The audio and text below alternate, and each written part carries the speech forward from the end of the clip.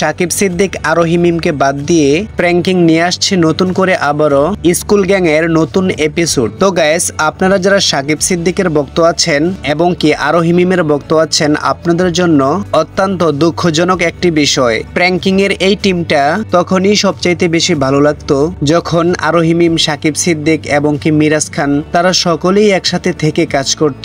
কিন্তু এখন দেখেন যে কোনো একটি সমস্যার কারণে টিমের সকলেই কাজ করতেছে, কিন্তু এই জায়গার ভিতরে দুইটা লোক মিসিং। তার মাঝে একজন হচ্ছে আরোহী মিম, আরেকজন হচ্ছে আপনাদের জনপ্রিয় সাকিব সিদ্দিক। এই বিষয়টি যখন মিডিয়ার সামনে প্রকাশ পায় তখনই সাকিব সিদ্দিক এবং কি আরোহী মিমকে খোঁচা মেরে কথা বলেন মিরাজ খানের যত বক্তবৃন্দ রয়েছে। তারা সামাজিক যোগাযোগ মাধ্যমে স্ট্যাটাস দিয়ে বলতেছেন যে কিসের আরোহী, কিসের সাকিব সিদ্দিক, এখন তো প্র্যাঙ্কিং এ রাজ করবেন শুধুই আমাদের মিরাজ খান।